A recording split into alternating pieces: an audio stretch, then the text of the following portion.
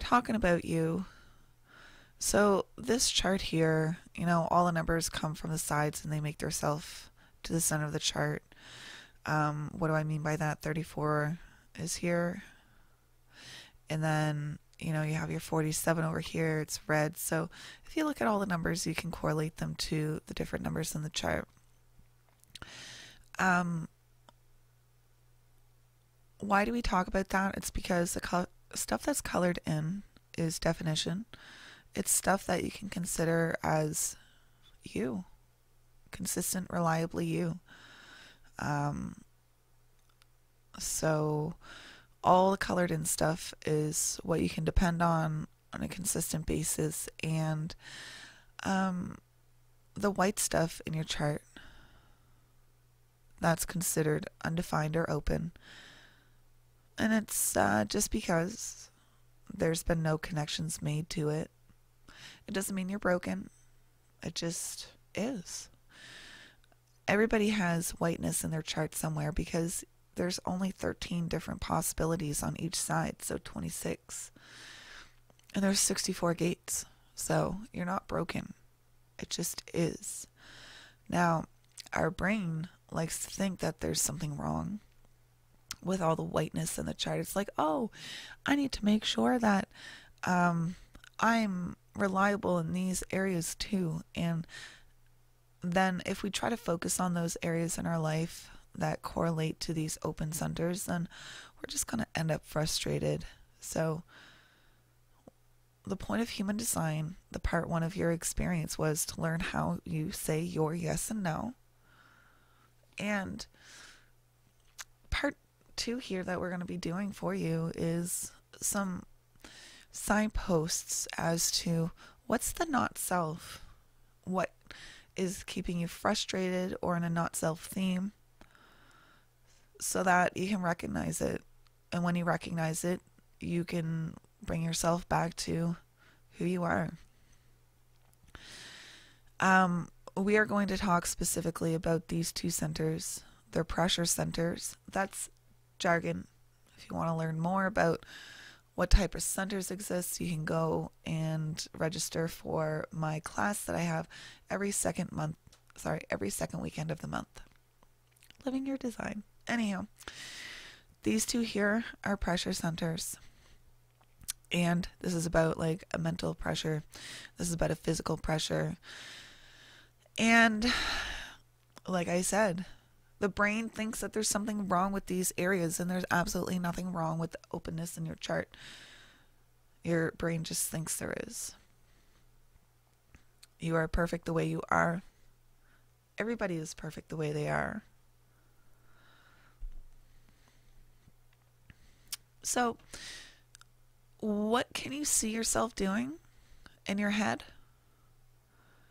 If you're acting not self, well, maybe somebody asked Rjay a question, because Rjay always has the answers, and if he doesn't have the answer, then he sure will have the answer, or go ahead and find it.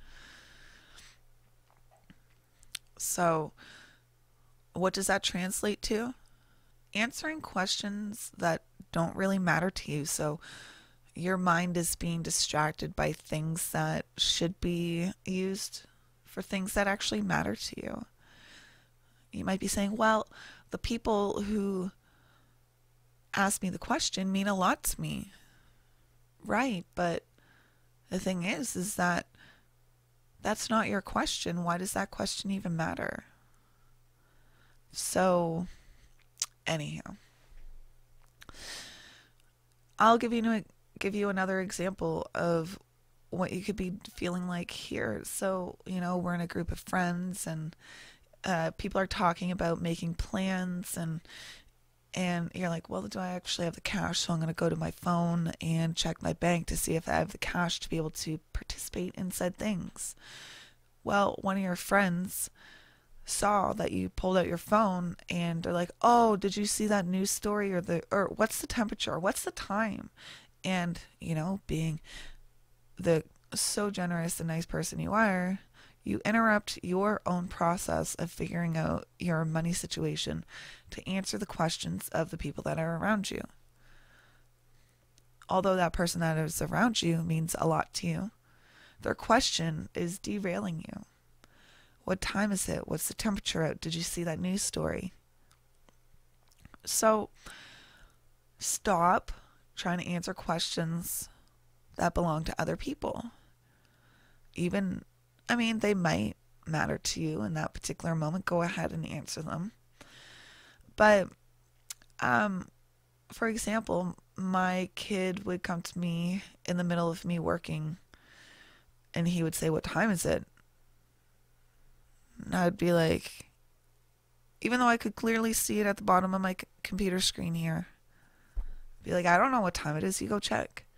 He's like, "It's down at the bottom of your screen." I'm like, "Yeah, well, I'm doing something."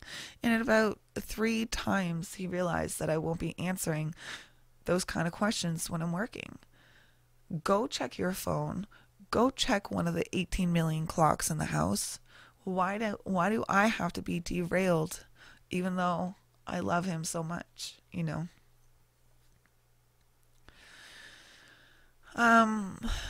Another example, so that's like example 1, finite here. So example 2 would be, maybe you're trying to be inspirational or find something that is inspiring. That's the pressure that you can find there, so maybe you're trying to be inspirational in a particular way. Maybe you're trying to flip through all of those social medias, trying to be inspired with something new or something abstract or maybe something logical. So, what are you supposed to do about all of that? Well, you go back to your, how do you say your yes and no? Do you respond uh-huh or uh-uh? Uh-huh. You're moving towards it, or uh-uh, you're like, ugh, kind of like moving, like caving in, this grunt, like, ugh. But did you get clarity over time regarding what it is that you want to be inspired over or be inspirational about? Did you jump onto somebody else's inspiration train? Oh, this new thing, you should try it.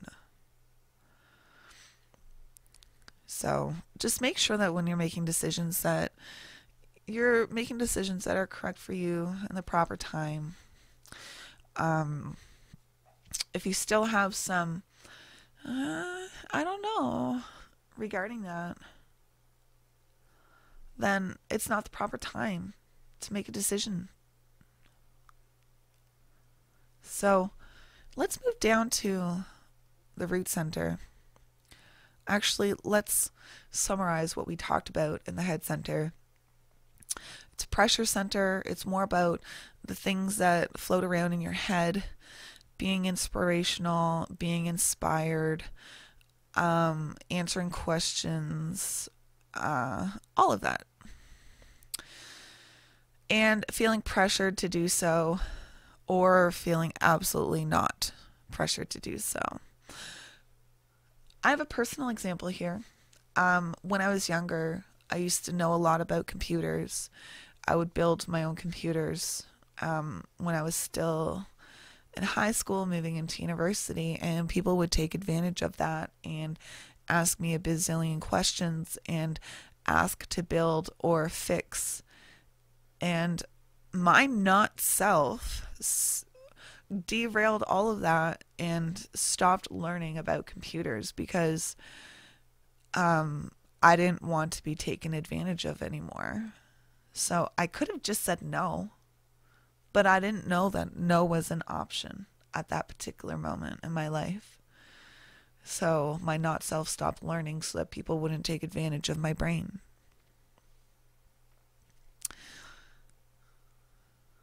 Cool. You're like, well, the one below it is not defined. When you eventually purchase your full certified foundational analysis, we'll go over every single center and how those could correlate together. But this doesn't have the type of pressure in it like this does. This is an awareness center. This is a pressure center.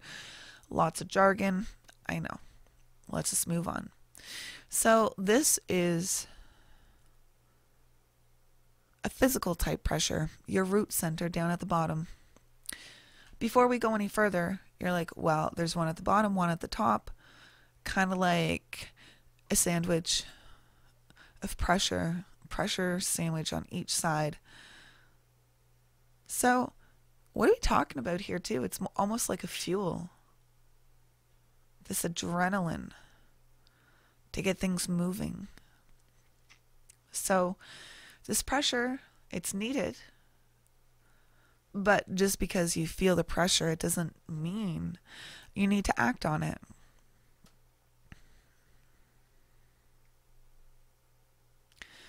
Which brings me to something funny I like to make note on in this physical pressure type center, the root center. People may have called you lazy or procrastinator over life, but that's not true because you know exactly the right timing to get things done. But what I actually call it is you building up the proper pressure physically to understand when the exact timing is. And then when you do have that timer go off, ding, ding, you know, it's got this fuel and you're going to go out and get things done quite fast. You're a manifesting generator. You might skip a few steps, so be careful about that. You might get frustrated and, you know, find yourself having to go back and pick up the steps that you might have missed. So yeah, you're not procrastinating. You're not lazy. You're just gaining the proper timing to understand when you need to go, or to do, or to stop. And I'm sure people have tried to pressure you to go. So this root center is all about this physical pressure. And once again, like I said, just because you feel it, you don't necessarily have to act on it. Here's an example. You have a buddy that's over. Oh my God, where did I leave my keys? And you're like, oh, not self. I'm going to try to figure that out for you because I need to get rid of this physical pressure that you just put onto me and this mental pressure, and I'm going to help you find them even though I have no clue where your keys could be. You are possibly feeling this pressure to both mentally do and physically do. And that's okay. You just need to gain proper clarity over time to see where your energy should be used. All right, so let's summarize what we said about Rjay. Rjay, you're in this pressure sandwich. If you end up acting on that pressure that isn't correct for you, you are going to end up frustrated. And what are some key signposts as to you heading in this direction of not self? Well, you could be physically moving when it's not correct for you. You could be answering questions that aren't correct for you. You could be trying to be inspirational, be inspired. You could be trying to grow your environment or your surroundings without being at the proper moment for you to do so. Once again, how do you find yourself able to maneuver beyond this pressure? Well, like I said, you would feel it, but you don't necessarily have to act on it. And what is the correct aspects for you to act on? Well, only you know what is correct for you. Your clarity, which reminding you that you'll only ever get 70% clear, your clarity is going to tell you what is correct for you because you've responded towards something, you've moved towards something. Clarity, once again, is acting on something when there really isn't much emotion involved. So you're not super angry, you're not super excited. That emotion of, well, I don't know, has gone away. If you need to make a decision and you need to make it now, then if you have a multitude of aspects in which you need to choose from, whatever one is the most clear to you should be the one that you choose. Because you've already responded to it. But you need to make that decision now, you know. But the more time that you can put between a decision and the final answer will be really beneficial towards you. Time is your ally.